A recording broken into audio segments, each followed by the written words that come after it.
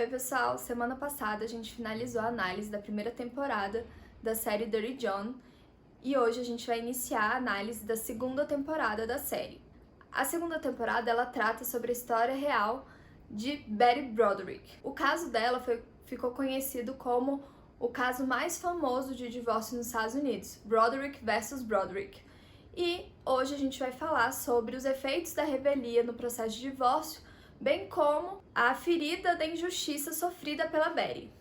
Se você quer conhecer um pouco melhor o caso, se você ainda não assistiu a série e gosta de spoilers, a gente vai deixar aqui embaixo na descrição o vídeo da Jaqueline Guerreiro que explica com muitos detalhes toda a trama que envolveu a Betty, o seu ex-esposo e sua família. Não se esqueça de curtir o vídeo, ativar o sininho e se inscrever no canal e vamos ao vinho!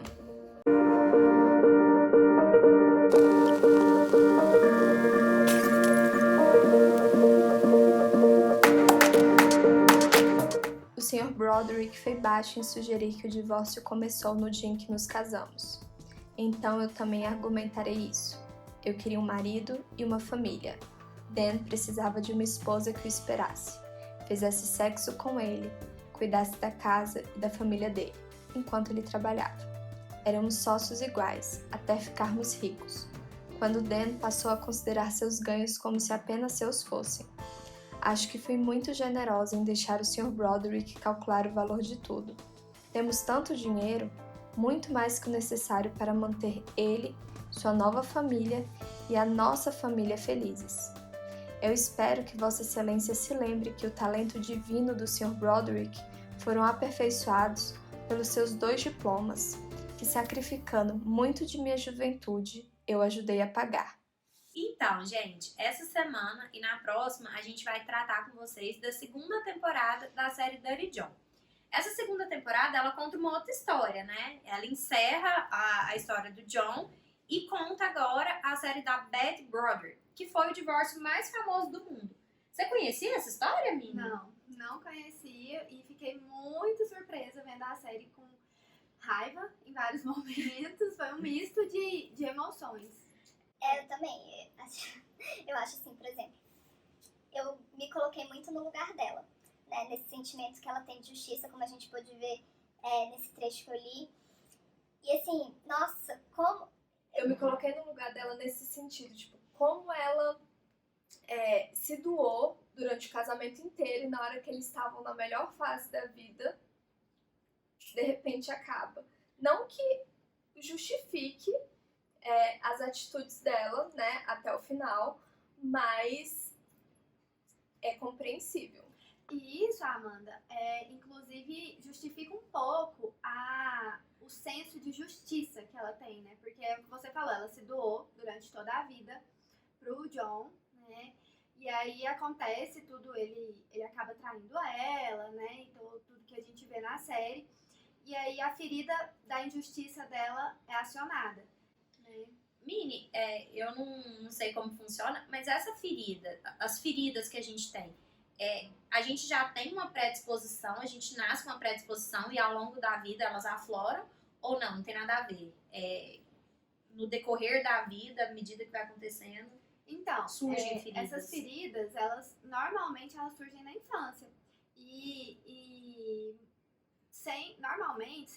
Normalmente pelos pais. Então, os pais, pai e a mãe, eles são os grandes responsáveis pelas nossas feridas. São 5 feridas mais comuns, né? A pessoa pode ter as 5, mas sempre uma vai ser mais latente. No caso da Betty, nitidamente a da injustiça. Né? Então, essas feridas elas surgem na infância, quando a gente vai trabalhar com o cliente, a gente chega na infância dele, a gente consegue acessar de onde vêm essas feridas. Mini, a ferida ela é algo mais interno, né? Como que ela é exposta? Então, toda ferida tem sua máscara. No caso da ferida da injustiça, a máscara é a rigidez. E aí a gente vê nitidamente a Betty que tem comportamentos extremamente rígidos. Ela não é nem um pouco flexível. Não né? mesmo. Ela colocou na cabeça dela que ela ia se vingar do Dan e ela fica em busca disso durante toda a série. E ela, inclusive, não consegue viver outra coisa. Ela para a vida em função do divórcio, né? Ela perde amigos, ela se afasta dos filhos, justamente por isso, né? Por só pensar naquilo, só conseguir viver aquilo, Isso, né? inclusive, é uma reclamação constante das amigas dela, né? Que No próprio não- julgamento. no próprio julgamento, de falarem assim, que não conseguiam mais conviver com ela em ambientes como festa, tudo, porque ela sempre trazia à tona, tudo girava em torno dela, né? Ela era o centro, a história dela era o centro, e ela não conseguia falar outra coisa sem ser a traição do Dan, o processo de divórcio, a guarda dos filhos, e até os filhos vão se cansando dessa reclamação constante dela, né? Não, e tipo assim, num primeiro momento é totalmente compreensível a pessoa ficar abalada, ela focar naquilo. Mas esse processo específico, ele foi muito longo, acho que foi 4 ou 5 anos, né? Então, assim, é um longo período. A impressão que passou pra mim, pelo menos, foi que ela entrou num processo de mergulhar dentro daquele ódio que chegou a um ponto que não tinha mais volta, que ela só conseguia ir, né? Muito por causa da máscara de rigidez dela. Então, assim, claro que nesse caso foi o extremo, né? Das feridas, elas podem ser demonstradas ali de formas mais sutis. O caso da Abby foi bem explícito, né? Então, nem sempre a pessoa rígida vai se comportar como a Abby se comportou.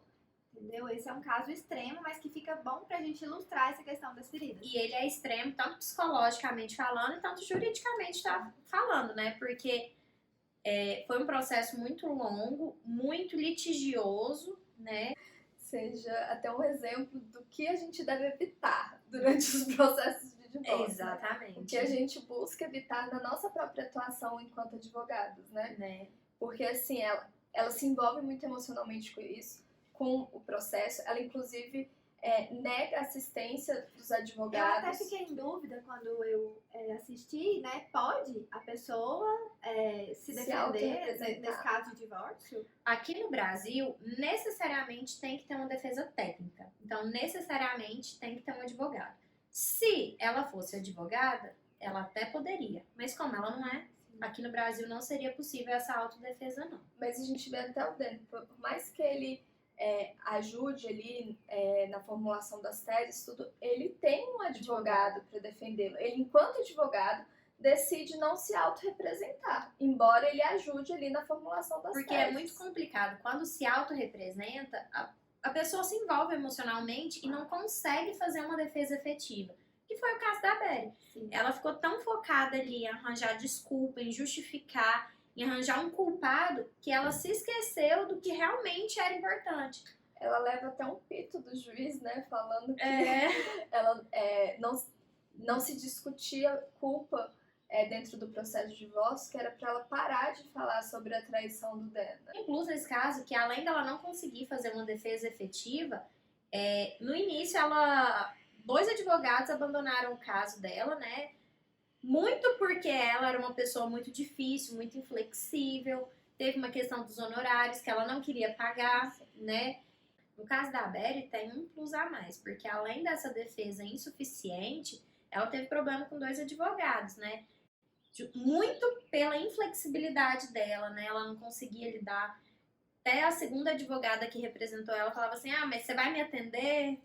Porque o primeiro ela não atendia, né? Ela não aceitava o fim do relacionamento. Você vê que ela, na verdade, ela causa a própria insuficiência de defesa dela, né? Não chega a ser uma revelia, mas tem uma defesa deficiente muito por conta da estratégia que ela decide tomar durante o processo. Mas mesmo se fosse uma revelia, que não tivesse defesa, a gente tem que fazer uma diferenciação entre o que é a revelia e os efeitos da revelia. Mesmo que tenha essa revelia, nas ações de família, no divórcio, quando trata de direito indisponível, a gente não tem os efeitos da revelia. E o principal efeito é a presunção de veracidade dos fatos alegados pelo autor. O que isso significa? Que mesmo que ela não tivesse comparecido no processo, mesmo que ela não tivesse feito defesa nenhuma, os fatos do Dan não seriam automaticamente considerados verdadeiros. Teriam contraditório, teriam uma produção de provas, justamente por se tratar de direito indisponível. Quando se trata dos filhos, o estado da pessoa, tudo isso são direitos indisponíveis, né? Sim. E essa defesa insuficiente dela vem justamente porque ela mistura o emocional com o técnico, faz uma salada de fruta ali durante o processo, né? A gente vê Ela se envolve emocionalmente muito forte e ela não foca nas questões que têm relevância. Isso pode ser considerado um desdobramento da ferida da injustiça, né? Sim, e dá a máscara de rigidez, né? Ela fica muito rígida naquilo, então o emocional afeta O racional. diretamente o racional e aí ela não consegue separar as coisas e isso interfere na defesa dela. eu acho assim, nem se ela fosse advogada, ela não deveria fazer a própria defesa, né? O Dan não fez a própria defesa, mesmo sendo advogado, né? Sim, e assim, o problema é que quando a gente se envolve emocionalmente, a gente esquece de focar nas questões técnicas, né? E fica só batendo a mesma tecla, e fora que gera um desgaste emocional que não Que precisa, funciona. né? Pode, a pessoa não sabia, a pessoa pode fazer a própria defesa. Aqui no Brasil, necessariamente tem que ter uma defesa técnica. Necessariamente um advogado tem que fazer a defesa nesse tipo de ação. No caso, se ela fosse advogada, ela até poderia se autorrepresentar, mas não é indicado justamente por esse envolvimento emocional e, apesar de ter uma defesa técnica, não é uma defesa suficiente em grande parte dos casos. Porque a pessoa, querendo ou não, tá machucada, É uma situação muito delicada, um divórcio, quando envolve filhos, né? Ainda mais no caso Quando dela. envolve dinheiro. No caso dela, que, tipo assim, ela viveu a vida em função dele e o patrimônio que eles construíram foi pelo trabalho dele, né? Então, E assim, é muito diferente você se autorrepresentar num processo, por exemplo, de direito do consumidor, e você se autorrepresentar num processo que envolve ali a sua vida emocional diretamente. É muito complicado, acho que gera um desgaste emocional desnecessário para todos os envolvidos, né? Não tem, a gente costuma falar para os nossos clientes, né, que os processos de família, eles são processos muito desgastantes emocionalmente, até por isso Porque a gente buscou essa parceria com você. Pra envolve poder a trazer. parte mais íntima, mais sensível da nossa vida. Porque, por exemplo, uma ação de direito do consumidor envolve ali uma parte material, mas não envolve a sua parte pessoal. E ações de família envolvem questões pessoais. É a nossa família, é a nossa vida, né? Então é muito diferente. É importante ter um profissional ali imparcial, até para ele poder mediar ali o conflito entre as partes, né? Trazer a razão para o processo. Trazer a razão, poder conversar também usando uma comunicação não violenta, né? Exatamente. Que a gente procura muito trabalhar Porque com a comunicação não violenta nos nossos atendimentos para poder tentar resolver o problema ali do casal de uma forma menos danosa, né? Não, exatamente. Não, realmente a gente observa que essa máscara, a ferida da injustiça, prejudicou ela, né? E Miri, o que pode ser feito para minimizar? Tem algum tratamento? Então, a psicoterapia, né, ela busca trabalhar essa questão das feridas, que são feridas emocionais, que normalmente vieram da infância, né? E psicoterapia. E uma dúvida, por exemplo, você falou que as feridas surgem na infância. Normalmente, irmãos, mesmo pai e mesma mãe, têm uma criação muito parecida.